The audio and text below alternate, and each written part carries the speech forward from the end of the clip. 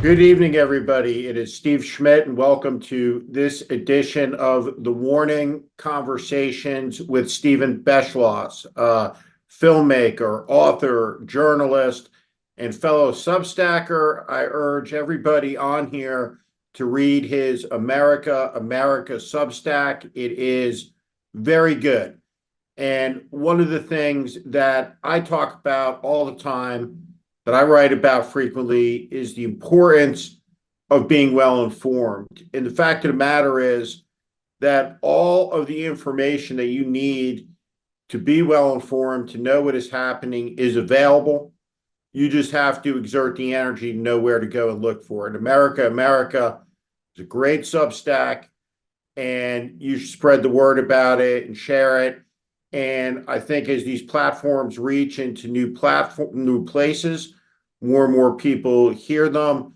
We help contribute ultimately to a civic renewal, to a civic reawakening that must come as this era ultimately, as it must, fades in to the black, as it passes by. We have more stormy days ahead of us. We'll talk more about that, but America is a good waypoint, a good guide to understanding complex issues in complex times. I enjoy it very much. Stephen, we're going to talk for about 40 minutes and we're going to answer questions, but right before we came on, word that Rudolph Giuliani, Mark Meadows, former chief of staff, have been indicted by the state of Arizona, the people of Arizona, for election interference in that state. And I think about Rudolph Giuliani in the context of a person who grew up in the state of New Jersey, 25 miles away from New York City, the mob-busting prosecutor, the New York City crime-busting mayor, the 9/11 mayor, America's mayor, someone who was admired by the country, knighted by the Queen. Is there another person that you can think of, contextualize historically, at any point in the last 100 years or so, whose disgrace is as profound as his? Well, the downward spiral of Rudy Giuliani has been not even fast, but intense and tragic for the country, accelerating downward. As you suggest, somebody who was at one time fighting crime, and suddenly, like so many others, the more he got absorbed in the orbit of Trump, the more he ended up being somebody who chose a criminal path. So, I mean, I've been very much opposed to Rudy Giuliani for a long time for a lot of reasons, not the least of which is in 2008 when he was speaking at the Republican convention, and he, trashed Barack Obama for such a major violation in his mind that he used to be a community organizer, right? That in his mind, that was somehow a low-level activity, which to me was actually a pretty honorable thing that Obama had participated in on his upward climb. And then you see now this sort of reverse movement by Giuliani. I mean, it's a tragedy. And I think a lot about the last year when, Chris Mays, who's the Attorney General of Arizona, she won by a very, very small number of votes that could very easily have gone a different way. She's been involved in the investigation over the last year of Giuliani and Mark Meadows and so forth.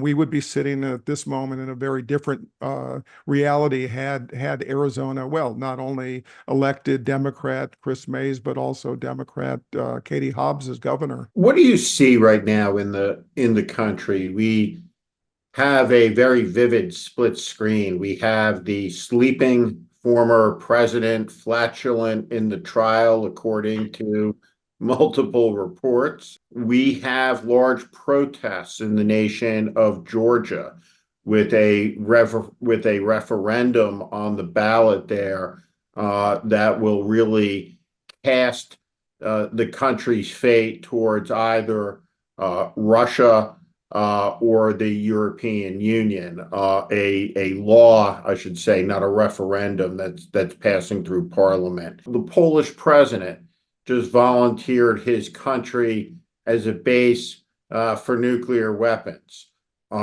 We'd like them stationed here, essentially.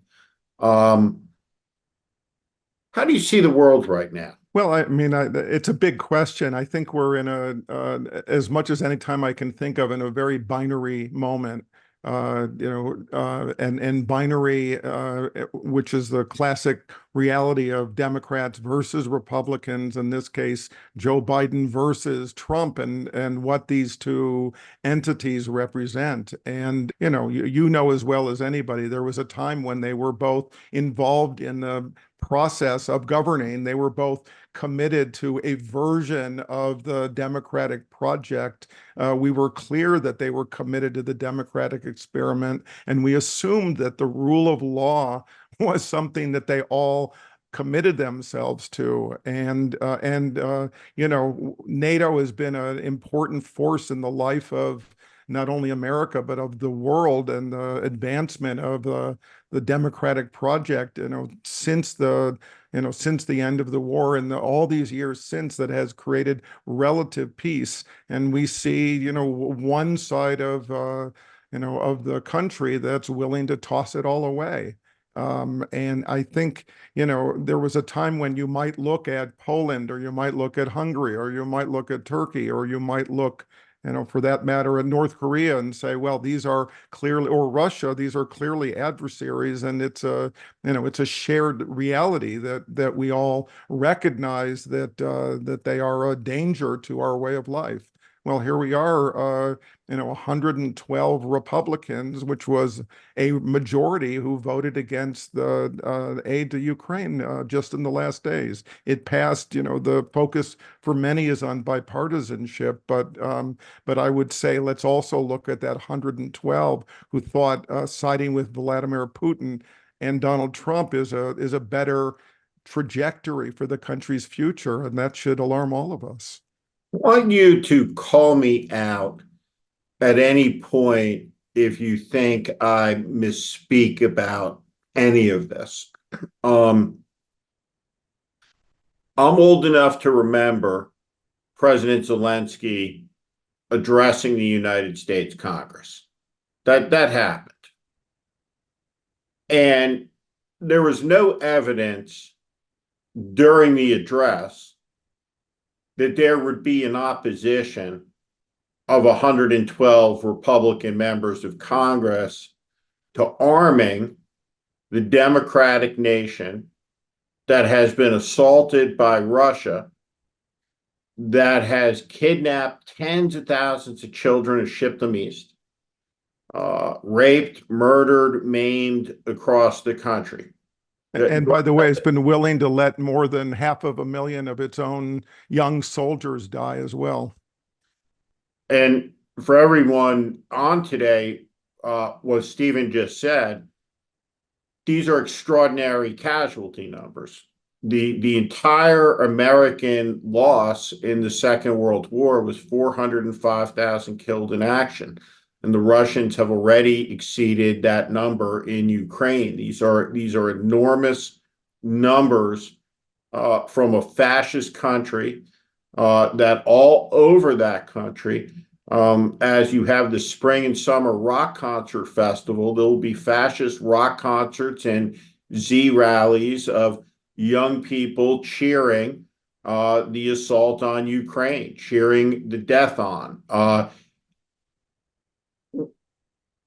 What do you think happened between Zelensky's speech and today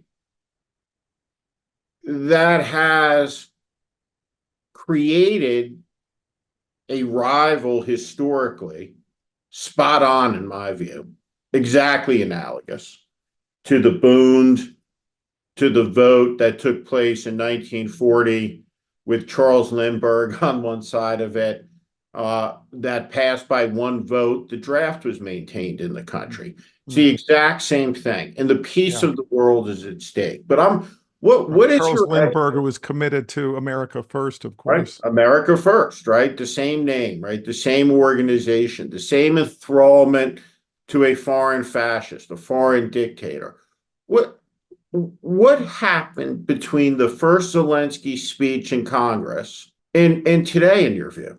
How do you Yeah. explain? Yeah. Well, look, the quick response would be to say that that we've seen sort of the rise of Trump to the role of presumptive nominee, and we know that his position going back to 2016 was opposed to Ukraine and put it in the policy of the Republican national agenda, to oppose Ukraine, and obviously his pro-Putin commitment. We've seen that play out again and again and again over these years, and particularly, the ultimate betrayal in 2018 in Helsinki, which, I don't know about you, I will never get over his rejection of, 17 agencies of our intelligence to side with Putin. I mean, that relationship has been clear. I think as his power has risen again, that has influenced many of those 112.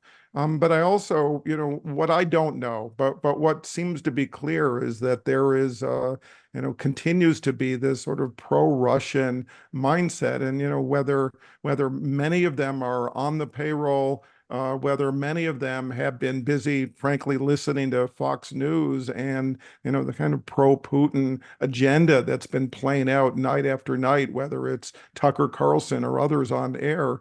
I think it's created for them a safe space and a belief that somehow treating Ukraine as an adversary and Russia as an ally is somehow an acceptable path for America now and for the future. Let's imagine a scenario where Trump is elected 47th president of the United States and he is inaugurated on January 20th. What is it that you worry the most about over the first, say, 90 to 100 days of his presidency? What is the assertion of power, domestically and internationally, that would keep you awake at night? Mm. There's so many to choose from. Look, he said from the beginning, retribution is at the heart of what he's after. We know that he'll pursue that aggressively. We know that it'll be an attack on political enemies, real and perceived. We know it'll be an attack on the media in all forms, critics of all forms. We know, and he said it aggressively. I mean, he's scapegoated migrants almost above and beyond anyone else, whether it's, poisoning the blood of Americans or all the other ways of stripping, apart immigrant families who've crossed the border. He's made it really clear in this Project 2025 that the plan is to round up millions of migrants, put them in camps, and to deport them without due process. That's frightening. And then you add on top of that the commitment to end an independent judiciary, to put an end to nonpartisan civil service, make them all loyalists to him, and then essentially providing an opportunity for him to operate as a dictator, operate according to his, as we know, very incompetent and hateful form of resentment and acting on the basis of whim. So, I mean, I think the intention of the people who have stood by him, who are enabling him, who are part of these right-wing networks like the Heritage Foundation and others, they're working hard to be able to put in place an infrastructure that if he's elected, they can go from day one and accelerate this. Let's talk about retribution. I know that you share this, no doubt, as well. Um, Over these last years, as we have been critical of Donald Trump, we have been threatened in different forms, different manners, and but going all the way back to the beginning, when people discarded every principle, and the most dramatic for me personally, of course, is Lindsey Graham, Mm. who I lived with, right, on the campaign bus for an extended period of time with John McCain. Extraordinary, right? Extraordinary to watch. But back at the beginning, you were like, what is it that these people are so terrified of? Yeah. It a mean tweet? He's going to send a mean tweet out. When you talk about retribution, are we beyond mean tweets now? What be more specific about what it is that you mean by retribution? Mm. He will do what to who do you think? Yeah. And Well, so let me say two things. One is I think we've seen all of the GOP enablers who have feared him, and whether it's a mean tweet or somehow that he was going to undermine their careers. Um, add on top of that, increasingly fear of death threats, and it's not just Trump; it's obviously his ability to sick his followers on people and put families in danger. I think those things are real. We'll see that intensify and expand in all kinds of ways. But I don't say this hyperbolically. I think you can talk about not only just the rounding up of migrants. I think you could see the rounding up of critics. Does that lead to executions? Well, I'm not convinced that it doesn't. I mean, I want to say it that strongly. I think that there are a lot of people in this country who will genuinely be in danger if he gets back into office. And I mean danger in terms of their lives. why do you believe that? Well, I mean, we've seen his personal obsession with carnage. We've seen his uh, uh, love, relishing of, savoring of violence. We saw him on January 6th, or we've surely learned about it. Not only that he didn't act to stop the violence, all accounts were that he watched it with great pleasure on television. We know that he was interested in getting the army to shoot protesters that were in Lafayette Park. I mean, this is a man who has a history. Let's go back to 1986 and the Central Park Five. He put out an advertisement, a full page in the New York Times, advocating for the execution of them. These young black men who, by the way, eventually were exonerated. So he has a history of and we've seen him inciting violence again and again and again. So unleash him even more than he has. Well, we haven't seen the bottom, and so I think it's a genuine concern. Will there be some kind of bulwark against that? You tell me. What do you think? I want to put a pin in where we are and come back to it on the political opponents. But I want to talk, and this is the first time that I'm going to have a conversation on this platform with anybody. I'm delighted it's going to be you about the mechanics of the camps to deport the migrants by the millions out of the country. And I joke around sometimes with my kids if they're watching. We have an audience that skews a little bit older and will remember my reference to Elian Gonzalez. But I remember that shit show with Hmm. perfect clarity. And I'm trying to imagine the application of that in some form times what, 3 million, 4 million, 5 million out across the country. But the Republican Party, right, that I was attracted to, the philosophy of government, right? that makes most sense to me still is this notion of limited government, of a government that makes decision as closest to the people that are affected by those decisions. This concept of federalism. Mm.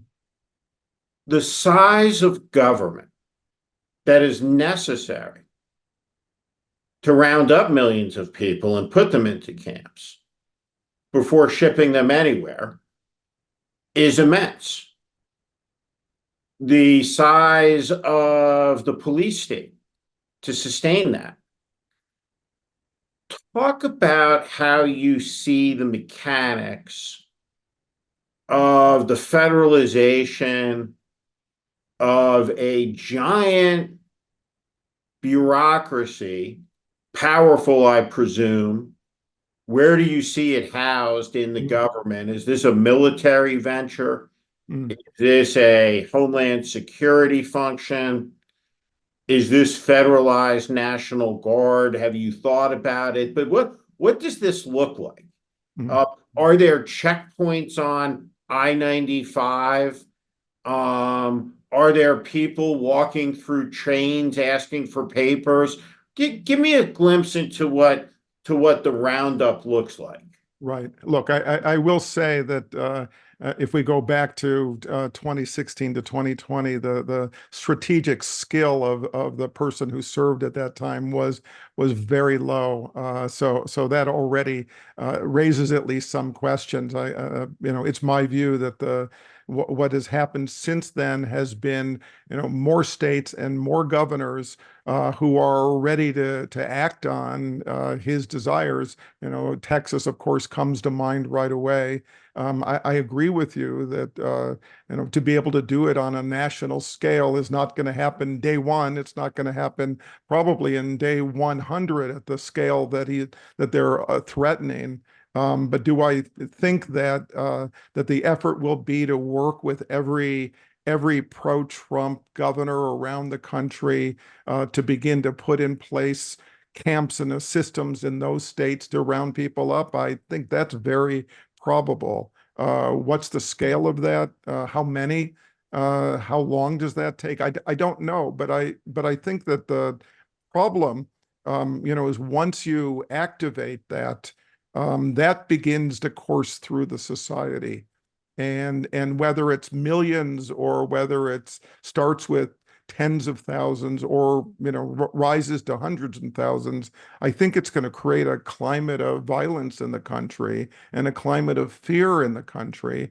And I think it's going to have ripple effects that are not only in terms of migrants, and we can figure out where people think they can or cannot go based on whether their state's leadership supports Trump in an endeavor like this or not. But I think it's very clear to me that it's going to create a cultural violence in the country beyond which we've seen before.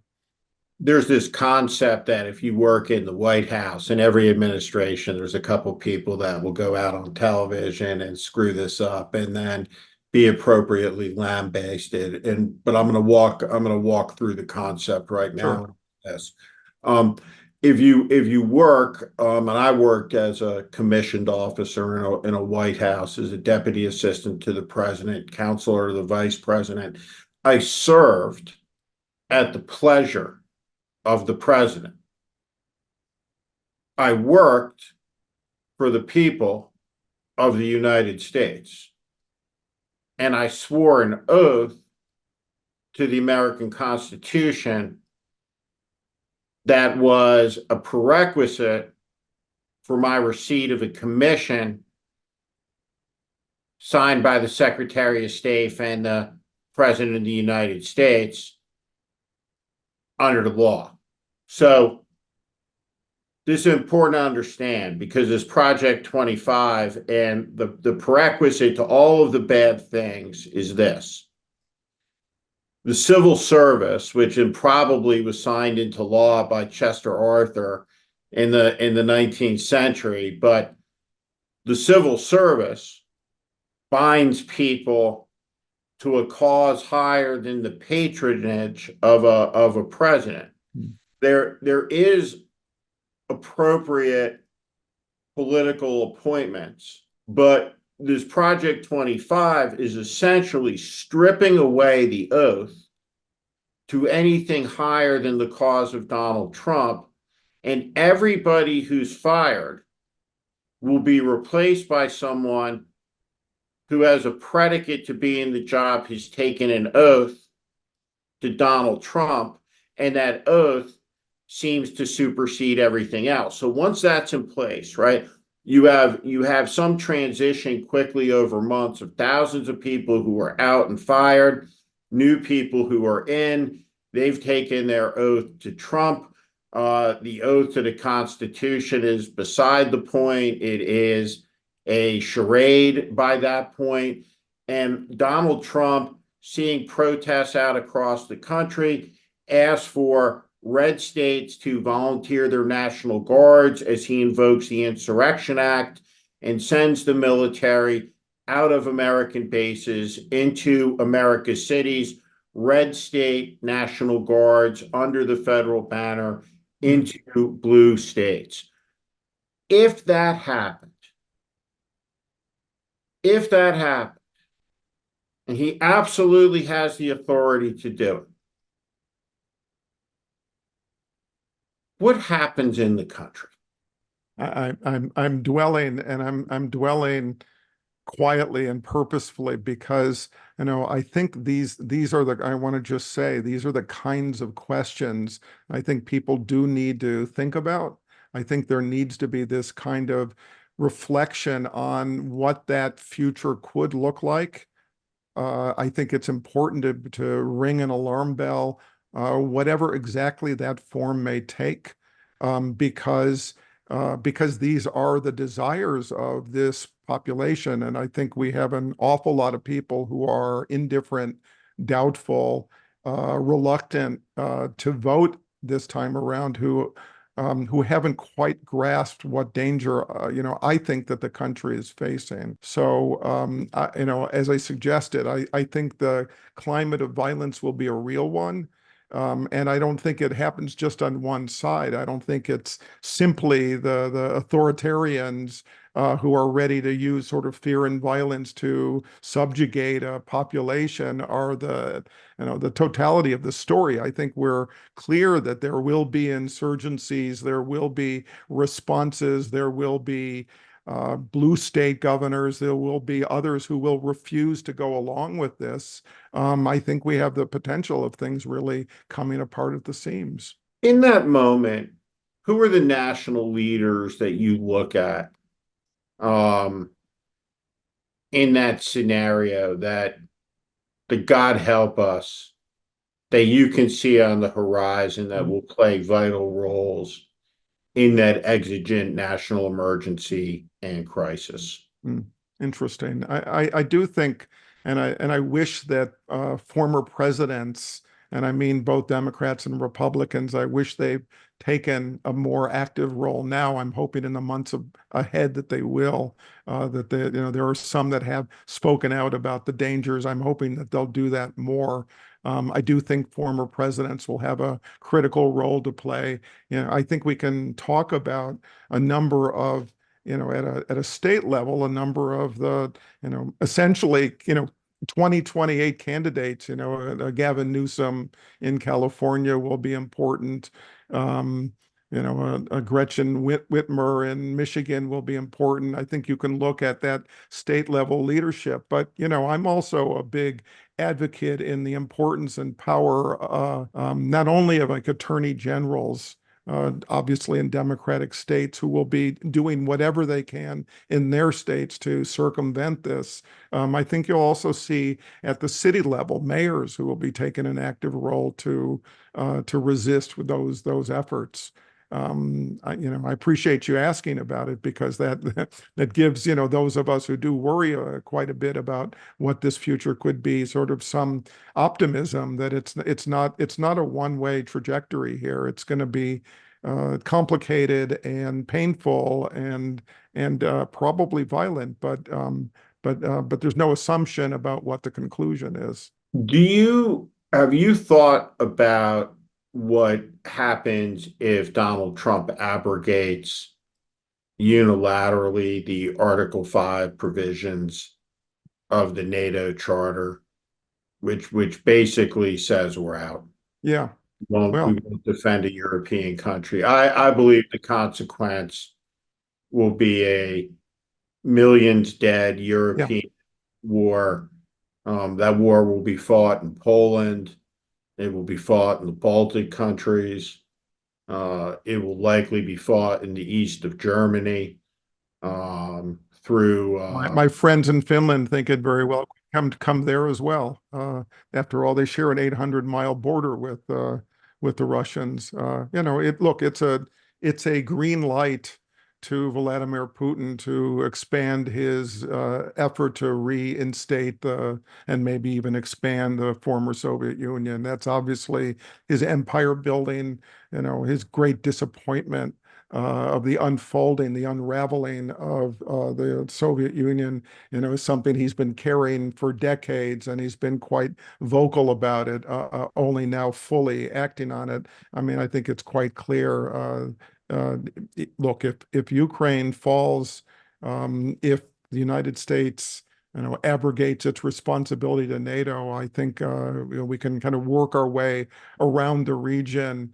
They can anticipate, if not full scale, if not full scale invasion, they can anticipate, a lot of response from the Soviets. I say Soviets of the Russians. what do you make of, in this moment, of Mike Johnson, Mm. who steps up to Who a did? position of responsibility with the security of the world at stake and attaches himself to reality, to the lessons of history, does what must be done. And I bring this up on the context of the House Republican announcement that they'll all be in Normandy for the 80th anniversary on June 6th, right?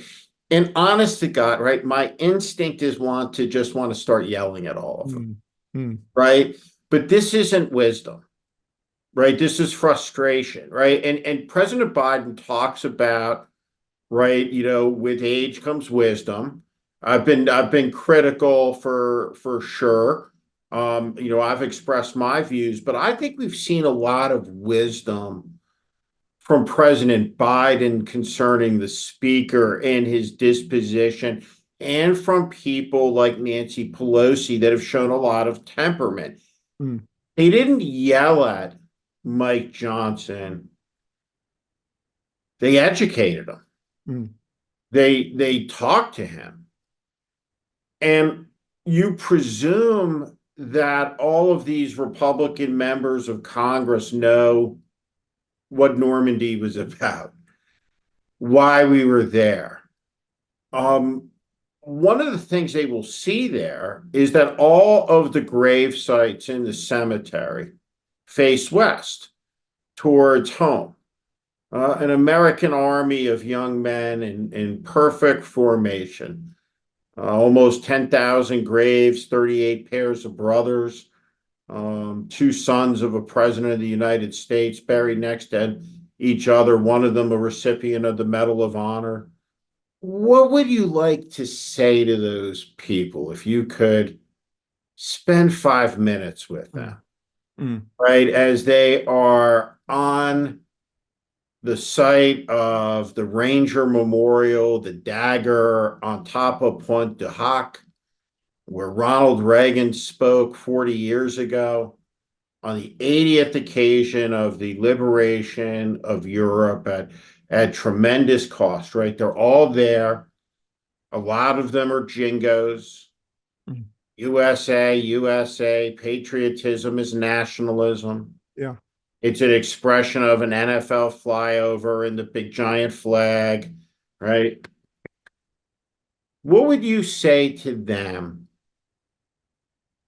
on the occasion of the 80th anniversary in Normandy, right, about this moment in time, in the world, and what's happening in what you're seeing? Mm. Millions of Americans sacrificed in the Second World War to be able to sustain democracy and fight off Nazism and the threat of fascism.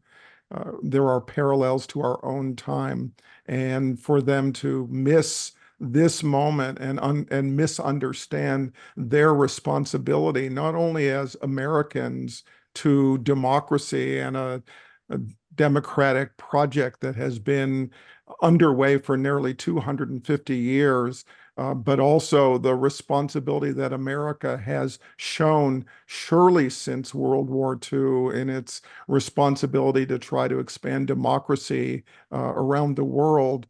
This is their responsibility too. And you have to hope that there's at least some of the folks that will go there who might actually recognize that there's something resonant in our own time to what happened then. And maybe there's even a few of those who were among the 112 who might actually be able to grasp that um, we are living in a moment where the threat of fascism, the rise of Putin and the desire to expand globally is real. And the American experiment and democracy around the world is in serious danger. And they either are going to participate in it or they're going to participate in its unraveling. Beautifully said. Lisa, if you could join us and help steer the conversation for all our audience members, it would be terrific.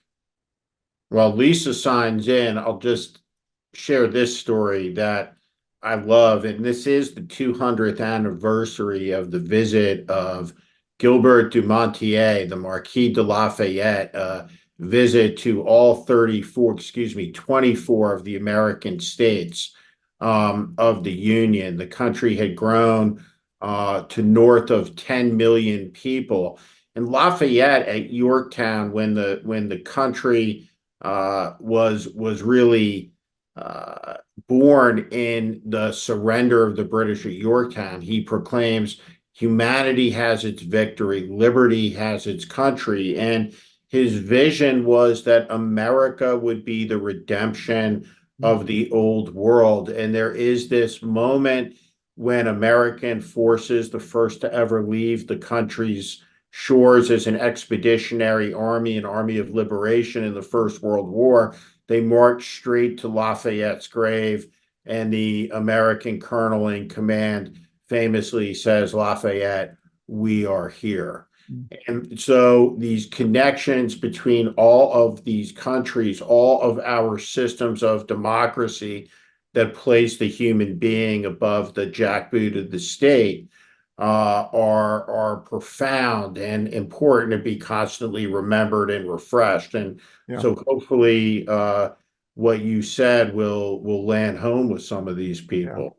And I want to say one other thing, Steve, which is that I know in recent weeks you've made a point of visiting a number of concentration camps and written about the meaning of that and the warning. And I really appreciate that you've done that. I really value that you've done that to remind people what happens when it all unravels, right? And where there's not a commitment to sustaining democracy and sustaining a way of life, what can happen. Hopefully, there are enough people who have been reading those and will learn from it. And again, I just want to say I appreciate you've done it. Yeah, I appreciate you saying that.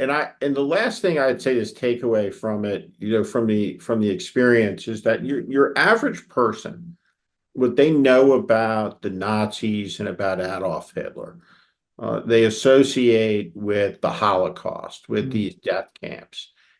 And these death camps operated for a very short period of time. The Holocaust was planned as an act in January of 1942. It began in the March timeframe. Auschwitz opened in June. And it was all over in some degree by late 1944. But the point is, Adolf Hitler was on the scene from 1923 to 1945. And the thing that everyone remembers about Hitler overwhelmingly is what he did in the last 3 years, not what he did in the first 20. Right. And Right. what's most important to remember, the lessons are what happened in the early years. Yeah. Yeah. Led to the middle years, that led to the possibility that leaves you in complete astonishment as you look at the Grail at Treblinka, where 900,000 human beings were burned, stripped of their possessions in open air for being Jews. Yeah. Yeah. How that happened is the most important thing to know, it seems to me, of all the knowledge that was gained and lost in the 20th century. There's no lesson that to me supersedes how that happened. And with that, we have Lisa with us. Welcome, Lisa. Thank you, Steve. So there are a lot of questions tonight, and hopefully we can get through as many as possible. So hoping that you can answer in a succinct way. The first question I'll ask of you, Stephen. Janet Shapiro wants to know, going back to the top of the conversation, how does someone like Rudy Giuliani get lured into the MAGA cult? Yeah, that's an interesting question. My simple answer would be that he's somebody who has always been drawn to power. He saw the rise of Trump, who was an old friend of his, and went on the ride with him. Whether there were moments along that path where he had disagreement, I think he quickly made the decision that align with Trump. And tossing aside the rule of law to fulfill Trump's intentions was at the heart of his craven desire for power. Thank you. Steve Schmidt, Homi Hormazji saw a tweet today or a post on X from Mark Jacobs, who really got to the heart of our current quandary by stating, "I'll never get over the fact that nearly half of US voters support the most dishonest, disgusting, ignorant, vicious, treasonous person in public life. The last decade has been a devastating indictment of American values." How did this happen? It happened because there have been a profound collapse of trust between the American people and a lot of the most important institutions of the country. And it has created all of the conditions necessary for the rise of a demagogue. In a time of unrivaled peace and prosperity against all of human history from the beginning of time, that there has been a breaking of the social compact. There is 40% of the country that has $400 cash available. And I beg of all of you to be open-minded about what I'm about to say to you, which is this: corruption does not belong to Donald Trump. When Senator Robert Menendez was found with the gold bars, the Senate Majority Leader said, Chuck Schumer said, he's been a great public servant for the people of New Jersey. Who does that help? What cause does that aid? What cynicism does that fuel? And so it's really easy to make the judgment and to want to yell at everybody. And there's a lot of MAGA supporters in my family. And hitting someone in the head may feel good for you, but it's not going to change anyone's mind. And so there are values that we have in common that we have to articulate better, that we have to celebrate better. But yes, it is an indictment of national character when the most loathsome character is a choice of a significant amount of the country.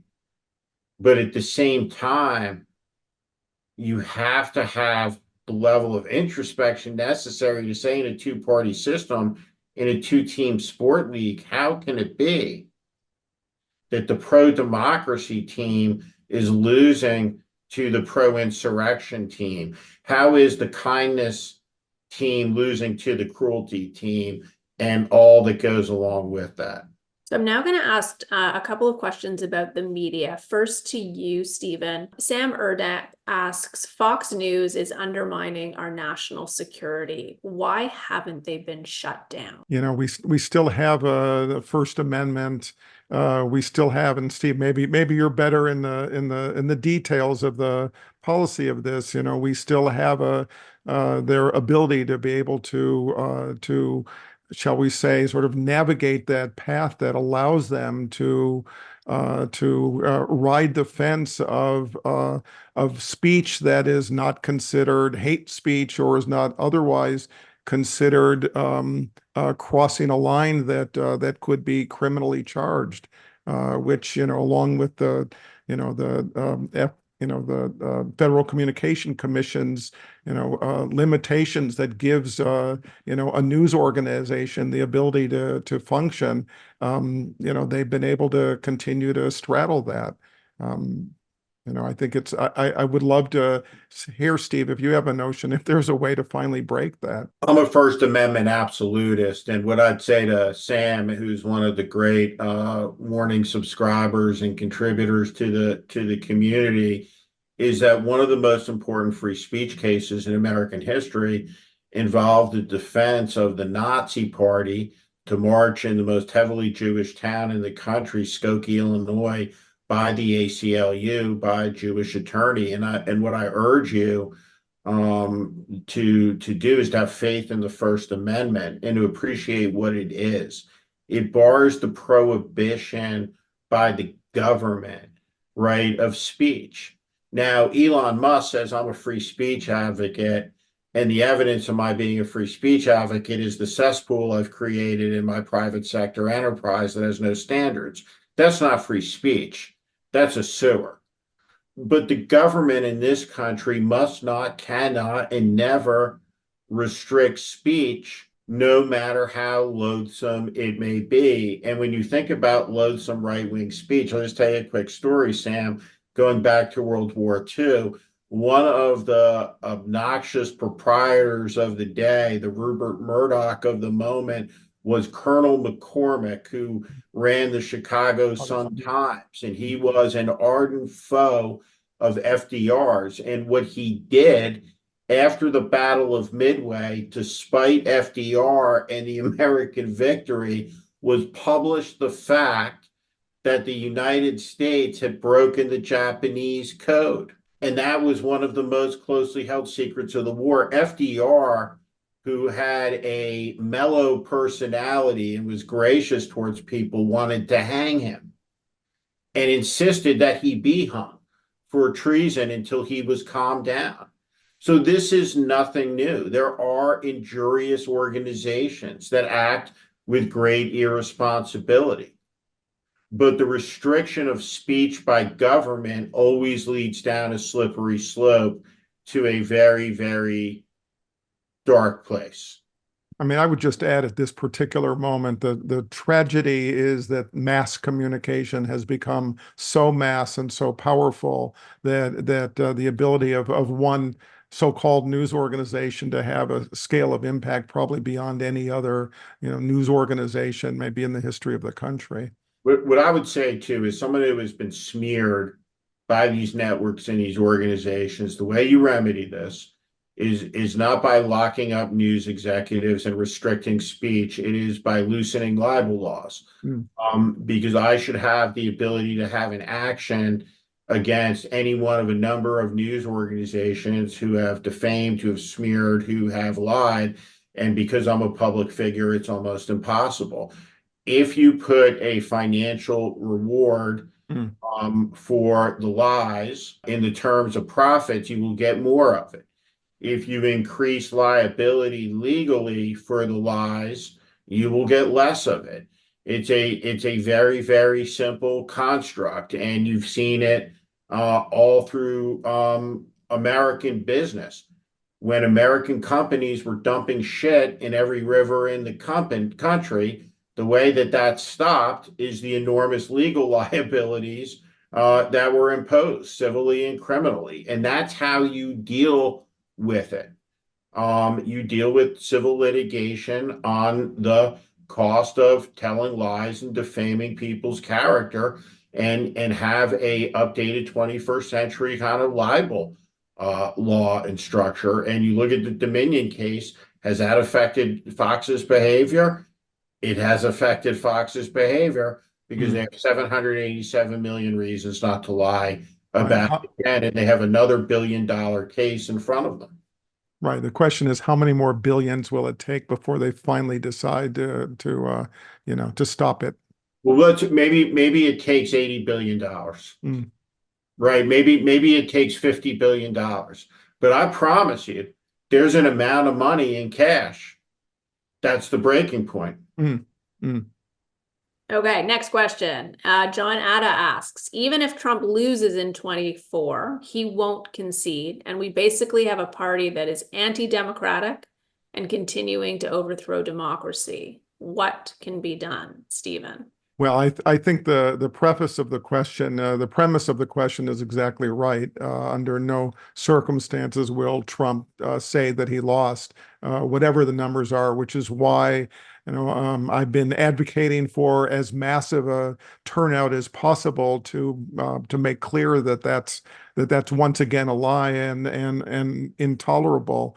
I think we're going to be carrying a population that doesn't believe in democracy and a leadership that's willing to go along with the lie to be able to sustain their own position.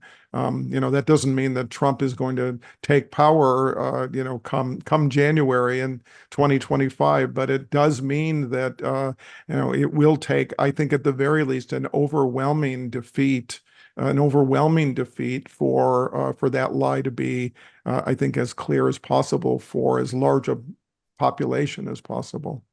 So building on that, Ken, Richard asks, how do we get people to care about democracy? Because his belief is that it's apathy that's killing our democracy, Steve. Well, Trump's coalition is essentially a coalition of fanatics plus apathy, plus lassitude, indifference towards the moment. This notion that there's no difference between the parties, and that has always been the Achilles heel of any democratic system. What I would say is there is no magic word, right? It's not a magic wand. It's not the opposite of invoking Voldemort, right? Democracy has to be explained, renewed. It's a faith. And there's a really important speech that Franklin Roosevelt gives in 1936. It's the convention speech. And Joe Biden needs to read this speech 5,000 times, because what FDR says in the speech is, we're Americans, and there was a king once upon a time, and there were dukes and all these monarchs, and we got rid of the king. But now there's new monarchs, and there's new kings, and there's new royalty, and there's always going to be new kings, and we got to get rid of those kings.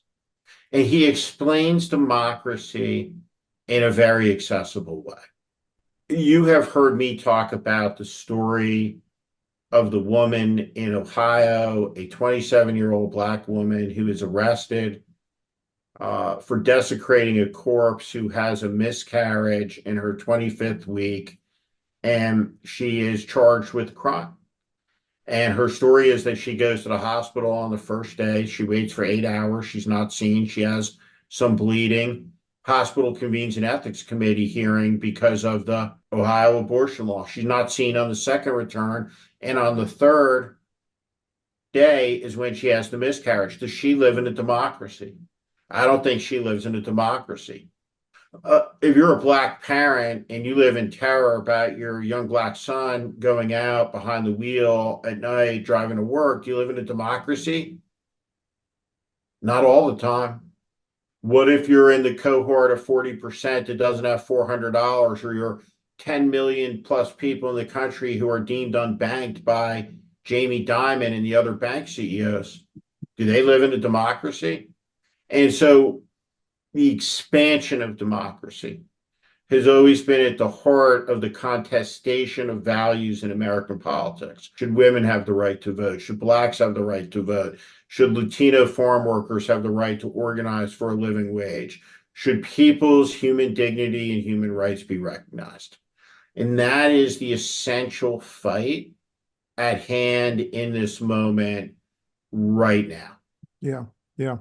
Yeah, I mean, it's such a big question, and I just want to say one thing, which is because we haven't touched on abortion, but I think there's no question that the issue around, women's freedom, reproductive freedom, is going to be at the heart of this election, I think, along with democracy, and that as much as anything is also a matter of democracy. Do half of our country have the right to have control of their own bodies? Does half of our country, have the right to make decisions for themselves as part of a system of government that's committed to self-governance? And the stripping of it away looks an awful lot like it's the end of self-governance. And I think we have in many ways, an opportunity through the discussion of reproductive rights, an opportunity also to talk about the meaning of democracy. So we are out of time, but I'm going to ask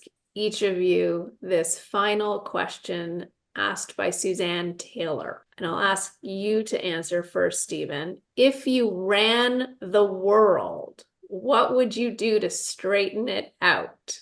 Goodness.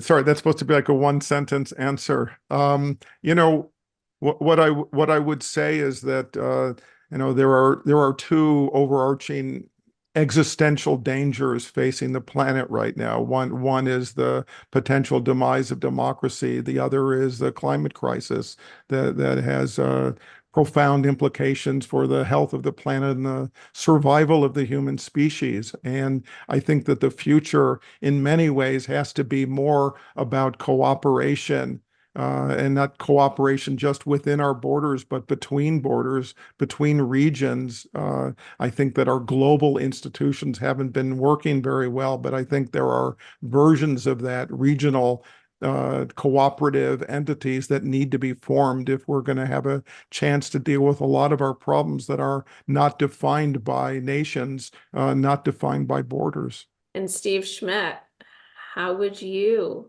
do to straighten out the world if you ran it? I would say everything that Steven said, plus reggae for all reggae for all the people. More reggae. More reggae. So I will turn things back over to you, Steve, to close things out. Well, with more reggae for all the people, we can solve some of the world's problems at least. But it was a real pleasure to be joined by Steven Beschloss. Again, Substack America. We live in a consequential moment and a consequential time.